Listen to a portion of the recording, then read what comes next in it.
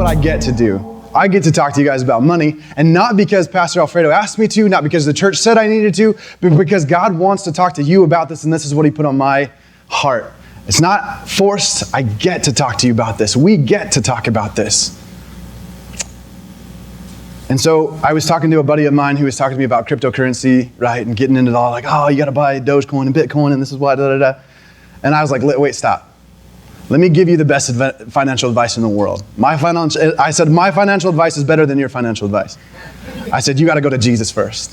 If it goes through Jesus, then you get cryptocurrency, or then you do whatever it is. But when it's through God first, when it goes through Jesus first, man, what does the Bible say? He's going to bless it. He's going to, press it together. He's going to extend it. He's going to stretch it. And so we're going to start out. I've got a lot of scripture today. And so what I want you guys, if you have your Bible, if you got notes, get it out. What we're going to talk about today is money. And I'm not going to sit here and take an offering and take a call and say, raise your hand, or there's not going to be anything like this. What I want you guys to hear today is there's a blessing in this.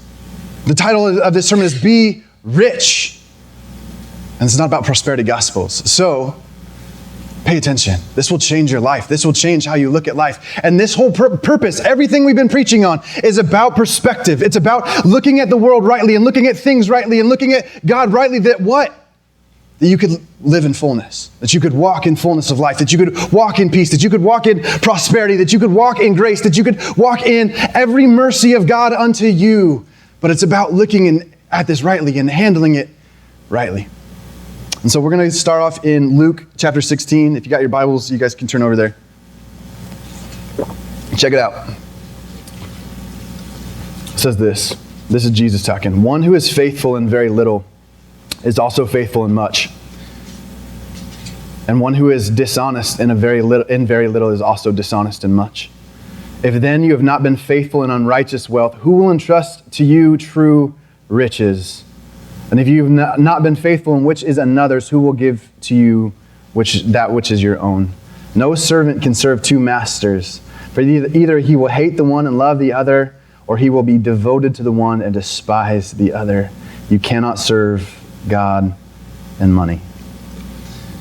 And so what I've seen in my life is this. And I think I told you guys this story a while ago. 2 years ago, after I broke my back, we were in a rental after the fire. We had lost everything. I was depressed. I was struggling. We had just gotten quite a bit of money from our FEMA loan, and it was supposed to be used to rebuild our house in Paradise and figure out future, right? That was our future plan. Our future rested in that money. I don't say this to puff myself up. God came and asked us to give it, all of it, and we did. It was this act of faith that he said, come and test me in this. Come and see what I would do. And it didn't make sense to us at the time because we had nothing.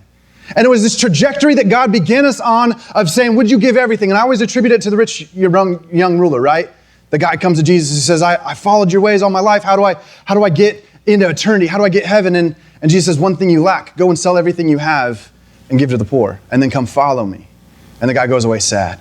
And I think there's these moments in our life often that God will test us. And it's often around the things that we covet the most. And most of us, I think, can honestly say that's money. For me, it was. And so this is the trajectory of my life. Let me show you. When I was a kid, my brother just reminded me of this, and this is horrible, but I got to tell you just so you have perspective.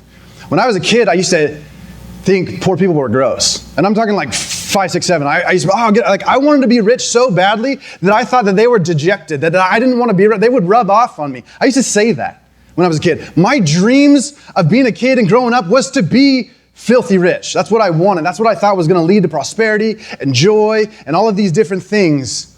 And so when God asked us to give that money, it was hard. I mean, it was hard for us. And when we did it, it was really interesting to watch my relationship with money change. And it was all through God. And so this is what happened. Full disclosure, because I'm going to sound really stupid. We gave this and I was like, yeah, we're going to get rich. Like, my heart was still there. This is 2 years ago, guys. This is not like now I'm not talking about when I was 15 now. Like, I was like, God's going to pour this back in our lives. Like, he asked this, we were faithful. And I'm expecting, because I have my own expectations, right? And so I got really into metal detecting at the time, and I was like going out to search for gold, and like I was thinking like I was going to find this giant gold nugget, and it was going to, like, I'm projecting these things that I think I deserve or I want or I need. And every time that I didn't find the gold nugget, I'd get really mad, really angry with God, and I'd yell at him, because it was about me. God, I did this for you. Where's my reward? Where's the thing, right? And it was never about the thing. And what he had to train me is through this process, my covetousness, my idolatry in my life was security, money. I thought money was what gave us security. Money was the thing that made us able to be at peace in life, right? And he had to change that relationship within me. And I watched this process happen. I watched this process of me wanting to be rich and loving money, going to this place of hating money. I hated it. I hated it because I got to this point where I felt like a slave to it. I felt like I was a slave to this thing and I had to earn it and I had to get it. And God, like it's that, back to Genesis 3, by the sweat of your brow, by thorns you will eat from the land. And I was like, God, I hate this. I don't want to be dependent on money. I want to be dependent on you. God, I don't want to look at money like it's this thing. I don't want it to be producing stress and anxiety in my marriage. I don't want it to be producing anxiety with my job and my career and where I'm going. I don't want to constantly be living in tomorrow and what I can afford and what I can't afford. And I hated money because I felt like a slave to it. And if you guys are in that place, because I've had conversations recently with some people who are like, I hate money. And I'm like, good. Because it's like the middle ground. That's like the transition process. Because then what God showed me was, from that position of hating money, money is an amazing tool. When you look at money rightly, when you look at that it's all God's, and how the world sees money, it becomes this beautiful gift, this beautiful tool that you can use to work out God's grace and glory and love and whatever in this life. And so that's what we're going to talk about is how do you be rich? How do you not only be rich here, and I'm talking about financially, how do you be rich here and then also be rich in heaven? And how does this money, how does this transpire into your lives? And so we're going to go into this. But check this out. What is money to the world? It's security, it's power, it's influence, right? It's acceptance probably. It's a means to everything that they probably ever want. If you don't have Jesus, money is likely your God, right? Money likely leads to all the other things that you're craving and wanting and significance, acceptance, security. And so what I'm talking about is money becomes this tool, right? So I walked into Pueblito, the burrito restaurant, and I'm just talking to this kid, right? The kid at the front desk, we were picking up an order and I said, I was just talking to him about church and I was talking about God and it just came up and I said, how long you been working here? He said, I've just been here for a week. I'm just a busboy, but I'm filling in, da-da-da. And I don't know, I said, okay, gave him $10. He did nothing. He didn't get my food. He didn't do anything. He was just a busboy, but I felt like God was give him $10. The kid started crying. $10, guys, it was $10. And he starts crying. He says, you don't know what this means to me. I'm out of gas. I just started this job. I don't have any money. I don't get paid for another 2 weeks, even though I've already been working for a week. Like this, it was $10. And it was in that moment that I realized the power of money in people's lives is so much greater than we could ever think that it is. And so we're going to start with the tithe. This really cool, people are always like, well, what does the Bible say about tithe? So there's this really cool scene in the Old Testament with a guy named Melchizedek. And Melchizedek is the original priest king. He's this image of a king and priest. And most scholars, and I would agree, and talk to me after this if this sounds wonky to you, that's an Old Testament appearing of Jesus. Melchizedek is Jesus. It says he has no parents, right? He wasn't born of the world. Anyways, and Abraham is so so reverent to this guy that he goes and he gives him 10% of everything he owns. And thus the tithe is brought forth. It's birthed out of this. And so this is what Malachi 3, 6 through 11 says. And I don't want you guys to miss the stuff within this verse because we've heard this a ton of times. But it says this: For I, the Lord, do not change.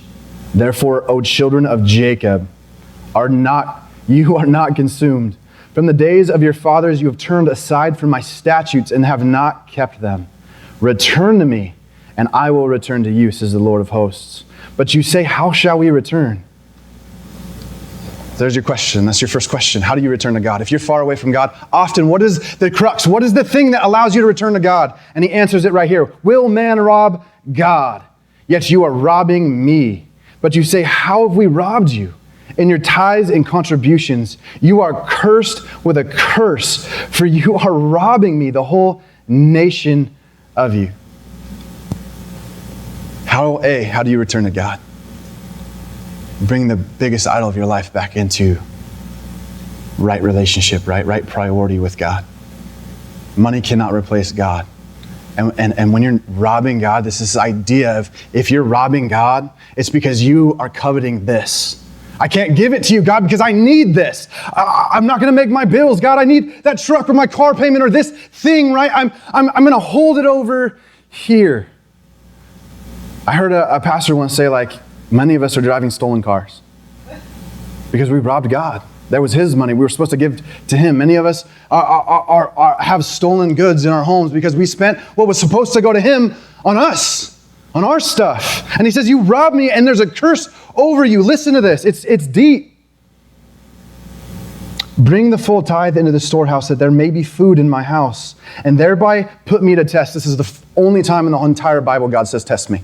It's the only time in the whole Bible God says, put me to the test. Put me to the test, says the Lord of hosts, if I will not open the windows of heaven for you and pour down for you a blessing until there is no more need. I will rebuke the devourer for you, so that it will not destroy the fruits of your soil, and your vine in the field shall not fail to bear, says the Lord of hosts. What that just said, and I don't know if you guys have noticed this in your life. I'll tell you just from my perspective. When I don't tithe, when I have enough money and I'm like, I got this chunk of money and I don't tithe it, it goes in a second. I don't even know where it goes half the time. I'm like looking at my bank account like, how do I only have $200 left? Like I had a bunch of money and now it's all gone, and bills come up and my car breaks down and the washing machine breaks down and like this person needs money and then a job goes wrong, so now I got to give the customer more money and I lose my profit. And why? He just said because the devourer is covering me. Right? When I'm under a curse, when I'm robbing God, it allows Satan to come in and steal, because that's what he does. He kills, steals, and destroys. It says the devourer. But it says when we go rightly to God, when we bring the first fruits rightly to God, he will rebuke the devourer. He will take him away. He will handle it. That then we would have blessing. And so we had this story. After the fire, same season of life, God trained me about money. And it was in this season as we started to be faithful, as we started to tithe faithfully, as we started to give, as we started to try to learn to be generous, we saw God's hand. We never were in need. We always had enough. And there was this one season where we got this chunk of money in it, and we had to pour it out because we paid off our credit card and we paid off some other stuff. And we were down to like $400 or whatever. And like, it was like $380 is what we owed for tithe. It was 10%. And it took us down to $20. I have a kid, another kid on the way. My wife's pregnant. Like, I have house payments, bills. I had $20 to my name as a man, and that's scary. As a man, a provider, one that my family rests on me. I cover my family. I had $20 to my name, and I prayed in tears, looking at my son's toys, in tears, saying, God, I can't do this. I need to provide for them, and I can't do it. And he came and he said, it's enough. I'm enough. I'm enough. Watch what I do, I'm enough. And so I've often found that when we don't have enough, but we're still faithful, God stretches it. And it's like the fishes and the loaves. It's some crazy story where you got 5 fish and 2 loaves, and he's like, well, now you got 12 extra basketfuls after feeding 7,000 people. And you're like, that doesn't make any sense. It doesn't make sense, but when you're faithful, God breaks every mold of physics in this universe. I always tell people, like, you could freaking fly a helicopter in my backyard and drop a thing of cash. Like, he can do whatever he wants. Faith is creative. Like, why am I limiting him and thinking it's not possible? Actually, there's a cool story. I'm going to tell you this really quick. This is what got me into it. Okay, there's this missionary, right? And he was in Australia, and this is actually how I got into gold seeking. He's this missionary in Australia, and he's broke, right? His family's broke. They're like dejected. His wife's mad at him. He's saying like his wife's yelling at him. They're fighting because they have no money. He's got kids in the car. They pull over their VW bus on the side of the road, and he drops to his knees and he prays. And he says, God, like, I can't do this. We don't even have enough gas to get to the next town where I'm supposed to go preach. Like, and everything's falling apart. And he says he busts out his metal detector. God puts it on his heart, busts out his metal detector. Found the gold nugget that's on display at the Gold Nugget Museum today. Found it on the side of the road, $1 million, poured it into his ministry. And it was this amazing thing about God just opening up the floodgates of heaven, the windows of heaven, when you're faithful. It doesn't make sense.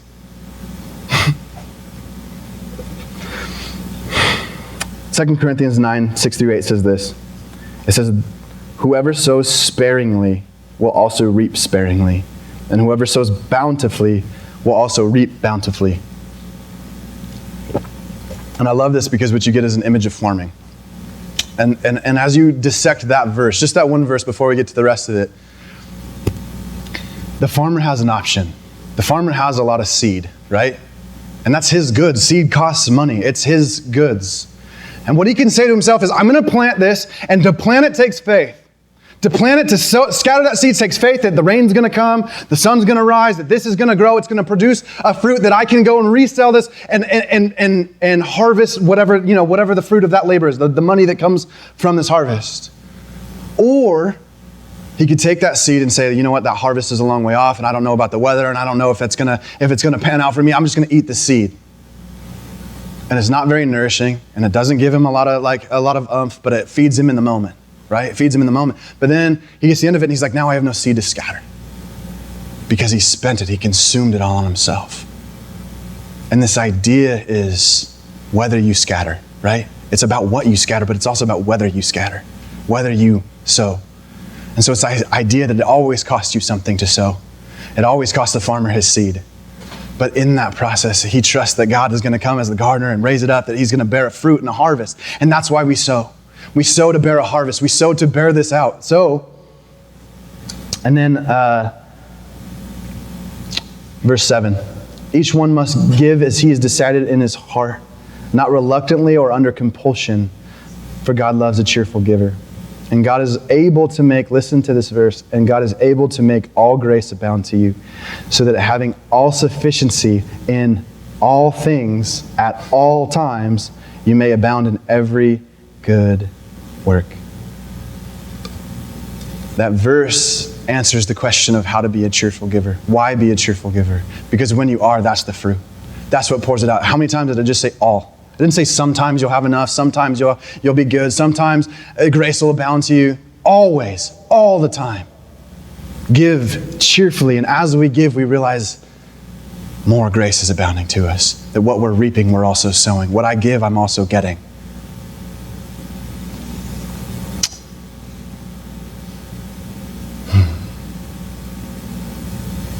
I wrote this, that all grace would abound to you so that you may have sufficiency. And why? So you can buy the car of your dreams? No. So you can abound in every good work. Why does he give you more? Why does he say he is faithful in a little will be faithful in much? Right? If I'm faithful in a little and I go and bless you and I pour out God's blessing and it's continuing to come in and I pour out more, isn't he going to want to give me more? Right? If I pour it out and I make much of his name and I'm showing people, hey, this covetousness you have, this idolatry that you have of money is nothing to me. It's nothing to my God. Let me pour it out on you. Let me bless you. Let me show you the favor of my King. Because it's different than what you think. It's different than what the world thinks. And through that blessing, people begin to see the love of God as you pour it out. And as you pour it out, God's going to pour it in. And it's about living with open hands. If you have closed hands, God can't fill them, right? You just closed. But if you live with open hands, everything can be taken out, but everything can be poured back in.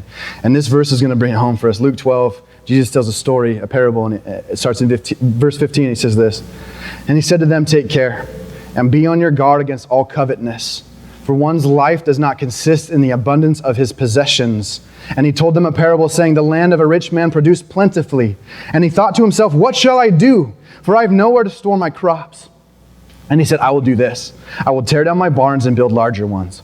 And there I will store all my grain and my goods. And I will say to my soul, soul, you have ample goods laid up for many years. Relax, eat, drink, be merry. But God said to him, fool, this night your soul is required of you. And the things you have prepared, whose will they be? So is the one who lays up treasure for himself and is not rich toward God. You guys starting to get this idea that when it goes through him, there's an abundance. But when it doesn't, it's just what I have. It's like this. I hate to use this example if some of you are renters, but it's like when you rent a house and you just pour money into it every month. You just rent and rent and rent, but it never is yours. You never own it, right? You could go 20 years of renting the same house and you've now poured out probably $200,000 plus and you have nothing to show for it. That's what it's like when we consume. Right? That's what it's like when we consume our possessions and fix our eyes on possessions. But when we go to God, he builds something greater that we're investing into a mortgage, right? That this thing is becoming our own, this treasure in heaven, this prize, right, is becoming our own because it takes time, but we're investing in it and it's actually building fruit. Don't live with closed hands. Proverbs 11:24-25 says, one gives freely, yet grows all the richer. Did you hear that? One gives freely, yet grows all the richer. Another withholds what he should give, and only suffers want. Because in man's perspective, in the world's perspective, it says, if I have this, I need this. And if I give a little bit of it, then I have less. But in God's perspective, kingdom economics says, no, if you give it here, you're going to have more. I'm going to pour more on you so that you can give out more, right? It doesn't make sense, and that's why it's hard for us. It breaks the mold.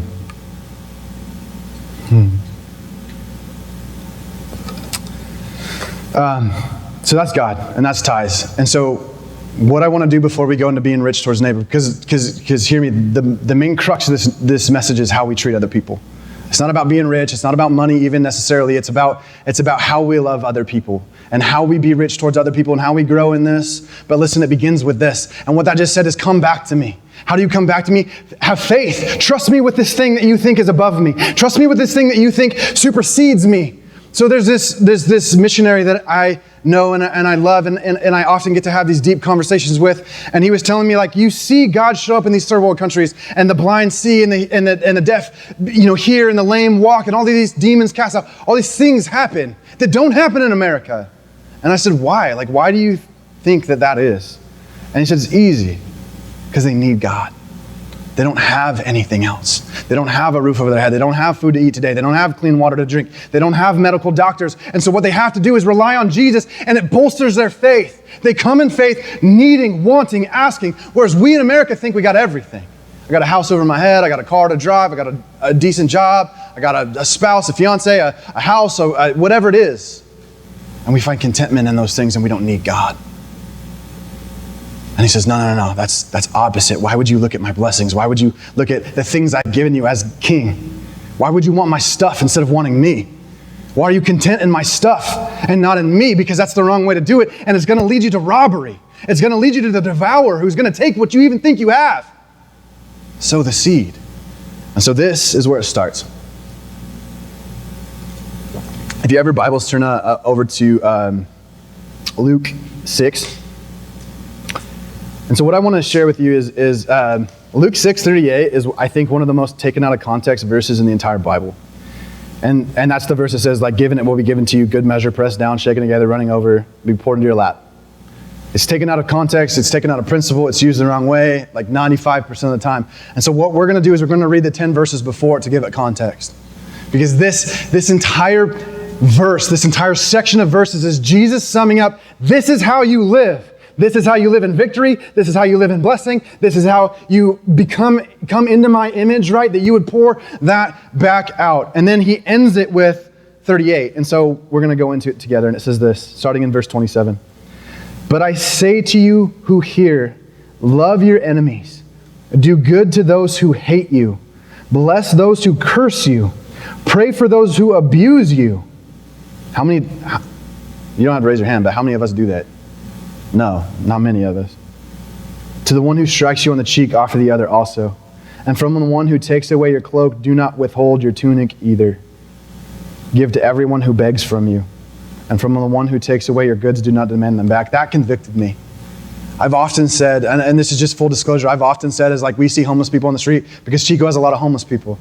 I've often said, like, I give when the Spirit leads me to give. Like, if I feel compelled in the Spirit, man, I'll give to the homeless guy. But I don't want to give someone money to go buy cigarettes and beer. Like, that's not my intention here. My intention is to get you some food or a meal and pray with you maybe. But that's always been my thing. And so I pass up probably 9 out of 10 or more. I don't know. 19 out of 20, I'll say, homeless people. What that just said is give to everyone who begs from you. You don't get to play judge. I don't get to say, what are you going to spend the money on? What are you going to do in this? Give to everyone who begs from you. And from the one who takes away your goods, don't demand them back. And as you wish that others would do to you, do so to them. If you love those who love you, what benefit is that to you? For even sinners love those who love them. And if you do good to those who do good to you, what benefit is that to you?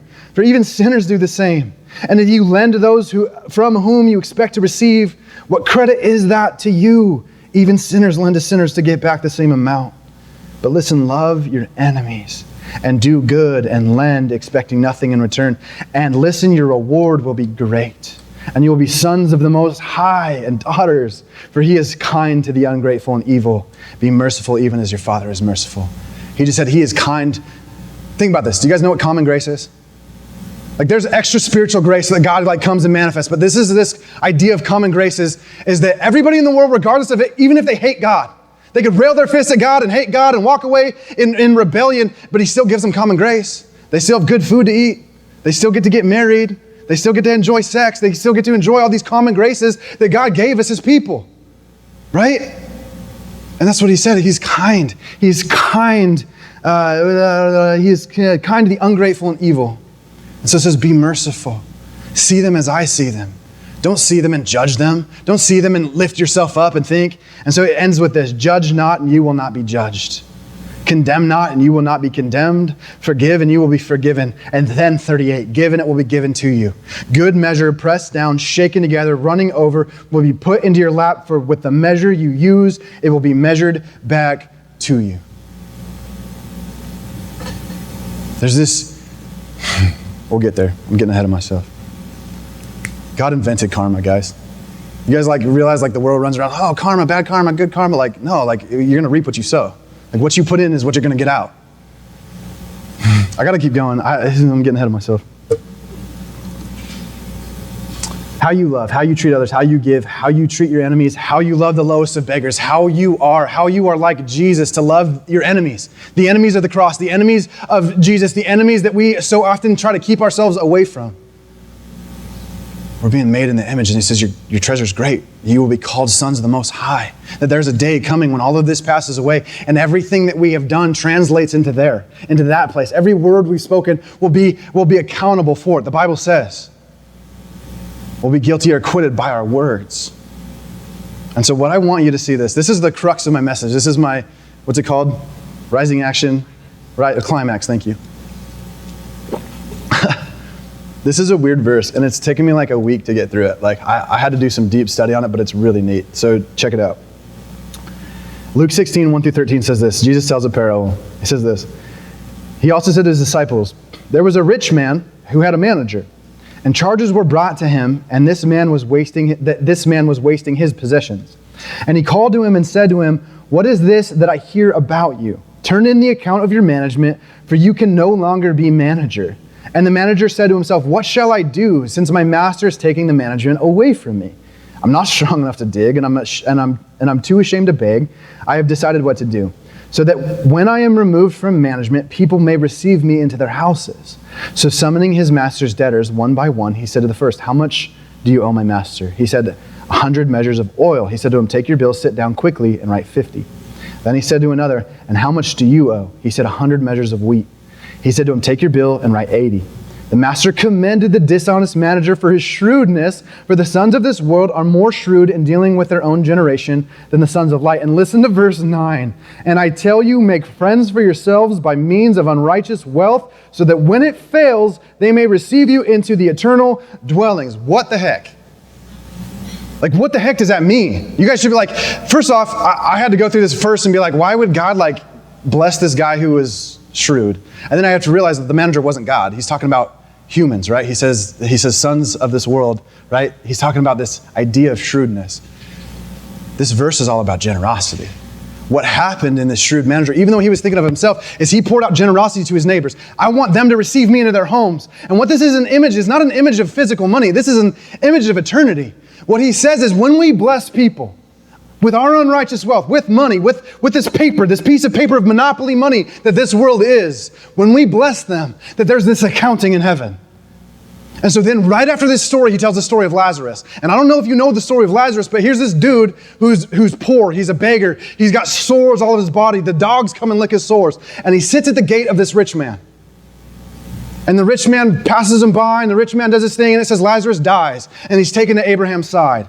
And then it says also the rich man died. And the rich man looks up and he sees Lazarus at the right hand of Abraham, right? In salvation. And he calls out to him and he says, Lazarus, like, would you send Lazarus to my brothers, to my family, and let them know that this place of torment exists? And he says, no, like in your life, he says to him, in your life you received your good things. And Lazarus and likewise received bad things. And so now he's being comforted and you're in eternal anguish. What I love about this, like when you put it into perspective with the whole chapter, is this. I think Lazarus could have received him. I think When God says that there's an accounting of our words, when God says that everything that we said will be, everything done in the dark will be exposed, that in the day of judgment, there's going to be this like reel of your life, and every word, it says, I just said, every word will be judged or acquitted, right? I think that there's going to be this translation. Based on that one verse, there's this translation into heaven that says, that homeless guy I blessed, that thing that I did, as it translates to heaven, that when I get there, he's going to be there, right? And say, I remember that one time you blessed me, you did this for me. I remember that one time, and it translates to him receiving me into eternal dwellings, right? What we sow here translates there. And we're going to give an accounting, every single person, of every single word, of every single deed. And so God's going to say, hey, you know how you said that you love that person? You were for that person, but then behind your back, you were talking mad smack about them, right? You were tearing them down, you were stealing, you were doing these things. You seemed righteous. You seemed good, you seemed like you had it together, but behind closed doors, you were stealing, you were thieving, you were robbing, you were adulterous, you were covetous, like you tore down your neighbor, you didn't help the sick, and you're going to come and be like, and it's that idea. You remember what Jesus says on the day of judgment, sheep and goats? He says to his followers, when you saw me naked and clothed me, when I was hungry, you gave me something to eat. When I was thirsty, you gave me something to drink. When I was in prison, you came and visited me. When I was in the hospital, you came and visited, like you were there. And they say, well, like, when did we do this to you, God? And he says, I assure you, anytime you did this to the least of one of these, you did it unto me. And he says to the other people, the same thing. He goes through the same thing. You didn't do it for me. When you didn't do it for them, you didn't do it for me. And it's this idea that what we do translates there. How you treat people translates there. The words you speak to people translate there. How you use your money translates there. How you use your life translates there. How you use your time translates there. That we're going to have these relationships in heaven that say, like, I'm either going to have to come before these people in heaven and say, I'm so sorry. I'm so sorry that I broke your trust. I'm so sorry that I cared more about me. I'm so sorry I didn't elevate you. I'm so sorry I didn't respond to God and help you and want to bless you. I'm so sorry that I was selfish. Or the other way is around, like, oh man, Tommy blessed me. In my life, when in this world, Tommy blessed. Jesus, this is the guy that led me to you. And not that Jesus didn't know, but that they will receive you into eternal dwellings. That's what that says. That's what the Holy Scripture says. And I tell you, make friends for yourselves by means of unrighteous wealth, so that when it fails, because it will fail, they may receive you into eternal dwellings. What the heck? It's like this. I always like to use this analogy. It's like a chair. If I bought myself the sickest chair, like it reclines, it's got cup holders, it lights up, like I can hook my Bluetooth into it, like this thing's legit, right? And I'm saving for this thing, I got this chair. And then I have my buddy Zach over, and I'm like, hey Zach, like, dude, check out my chair, this is sick, right? And he like sits in the chair, and he's like, oh, that's really cool. And then I'm like, well, let's get you a chair. Like, wow, you need to get a chair. And so then I'm like, let me bless you, Zach, let me get you in it, like, let's get you a chair. And so we come together and we get Zach a chair.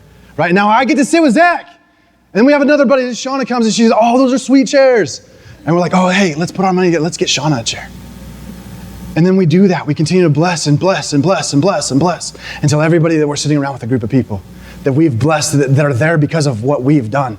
That are there because of our faithfulness. And hear me, there is this temptation to be like, you know what I need though? I need a flat screen for my chair. I need the attachments. I need the refrigerator that attach. Like, and so keep spending my money on this stuff to keep showing the world how cool I am, and just keep them far away. They don't get to sit with me. And so I end up alone with just a bunch of stuff, which is a bunch of nonsense that doesn't translate.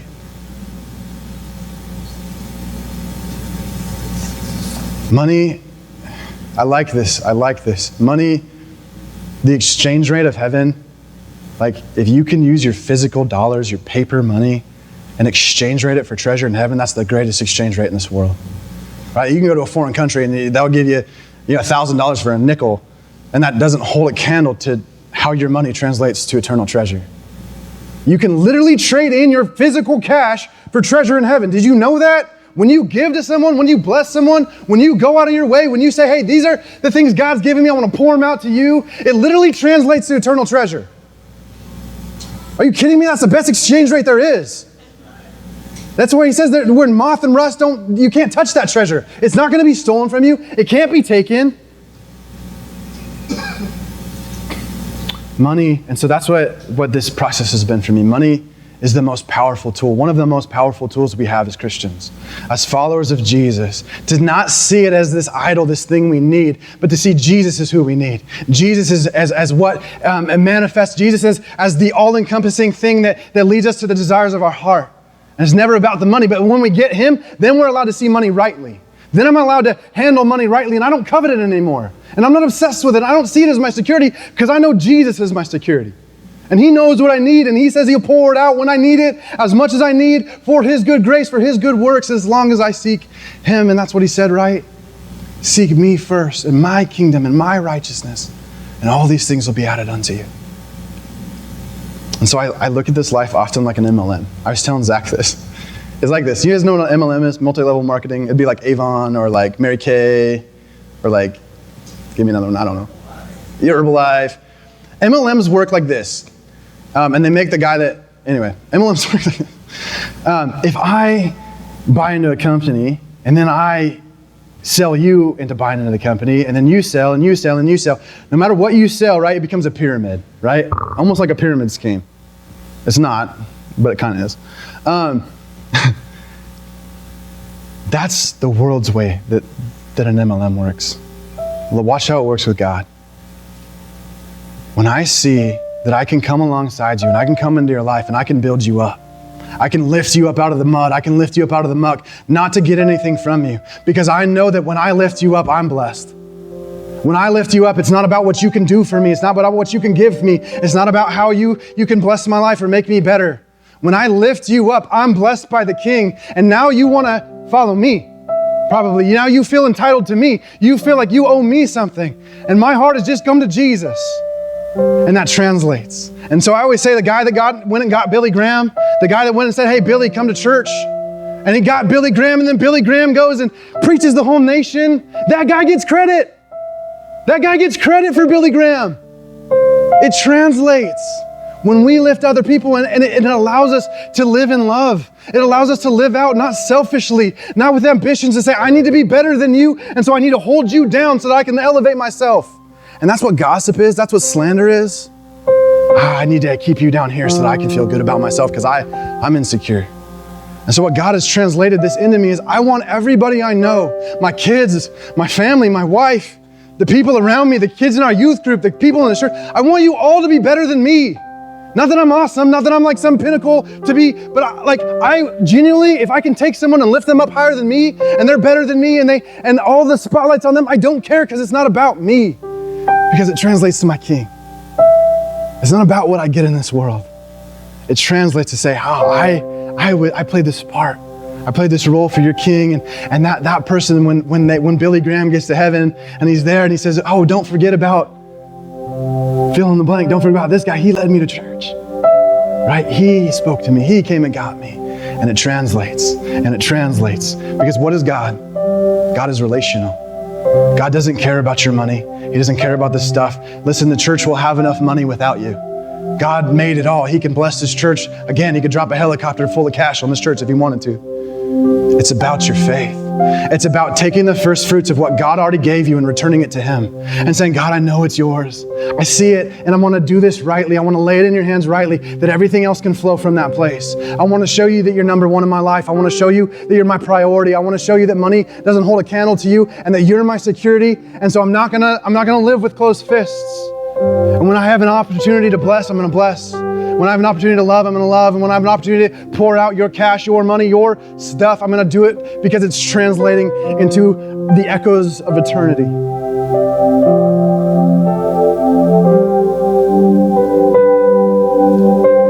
Here's our overview.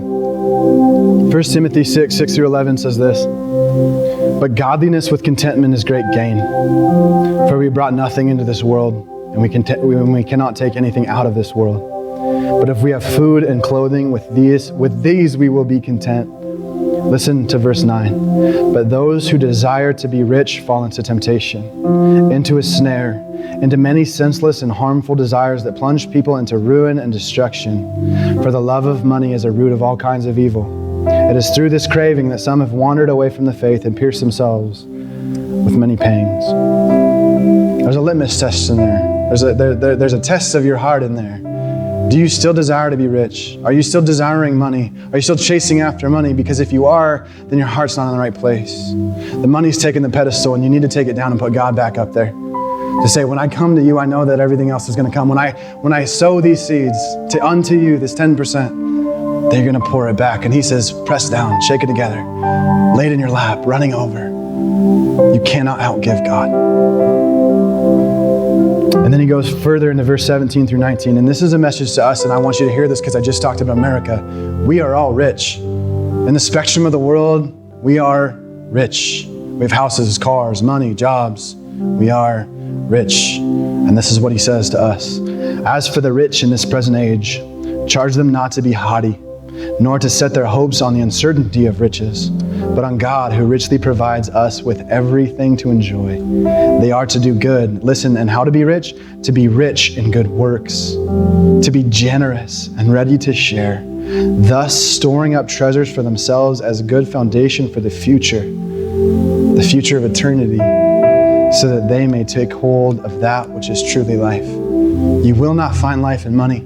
You will not find life in possessions. You will not find life in this world. You will find it in him. You'll find the fullness of life, and he'll pour it out unto you when you find him, when you seek him first, when you come to him first, when you look at him and you commit your money to him, and you commit your jobs to him, and you commit your life to him, and what you do in your relationships, and say, God, don't let me miss these opportunities. Don't let me miss these homeless people. Don't let me miss these beggars. Don't let me miss these people. My prayer is this. My prayer last night was, God, I felt so convicted by this verse as I was prepping it that I said, God, you need to teach me how to wash feet. I need to be so humble that I'm willing to go to a homeless camp and wash feet, because I'm not there, but I want to be. We should all want to be. So we use our unrighteous wealth to love on people, to bless, to build up, to store for ourselves treasure, and that a good report will be received into eternal dwellings. Don't miss the blessing of not giving. Don't miss the blessings of living with closed hands, of not living with closed hands. Don't miss the blessings of what God wants to do in your life, what he wants to pour in your life. If money is an idol for you, cast it to him. I always say fear marks your idols in your life. If you have anxiety and fear and stress over your money, it's because you're not trusting the King with it. You're thinking the money translates to your happiness or security or wealth or future. Last verse says this, Luke 12. We don't live in fear, and it says this, fear not, little flock, for it is your Father's good pleasure to give you the kingdom, the whole kingdom. Sell your possessions and give to the needy. Provide for yourselves with money bags that do not grow old, with a treasure in the heavens that does not fail, where no thief approaches and where no moth destroys. For where your treasure is, there your heart will be also.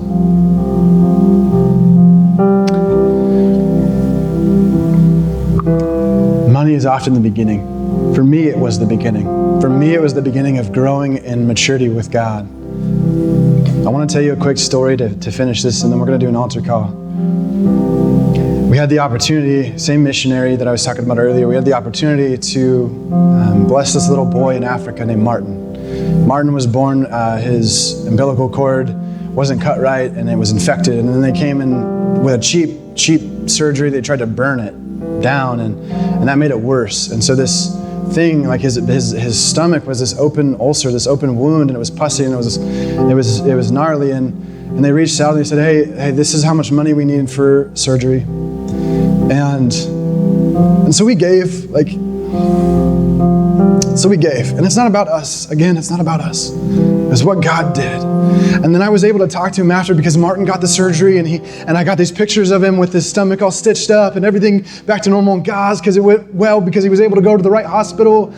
And so I was able to talk to this guy after, and he was telling me, he said his mom was so astounded that anybody would give this amount of money that she could never have dreamed to have. It was like $1,800. And we didn't give it all. It was us and some other people. But it was this money that she never could have hoped to have. And so she thought it was fruitless for her son. And he said, you know what it did? Your generosity led her to Jesus. That she broke down in tears right there and said, I got to give my life to this guy because I cannot believe somebody would pour this out. So obviously he must be real. And I remember just weeping and thinking, I'm never gonna meet Martin. I'm never gonna meet his mom. But there's gonna come this day when I'm in heaven with them and they're there because she gave her life to Jesus because of this simple act that me and a couple of other people were able to do for her. And then it translates and Martin's gonna be there and it's gonna be this thing that says our tiny little pieces of paper of money, man, it translated to such blessing and eternal blessing. And who's to say that Martin doesn't go to his kids and his kids and his kids? And that little tiny act created a legacy. God knows. And God will stretch your dollar so far you can't even believe it. And so when you give to this church, when you give to ministries, when you give in charity, when you give to people, it extends. God blesses it. He shakes it together that we would be the light of God in this world. And it begins with money. If you want to grow in maturity, it starts at your checkbook. Spiritual maturity starts at your checkbook, and you can often draw a line to your idols by what you spend your money on.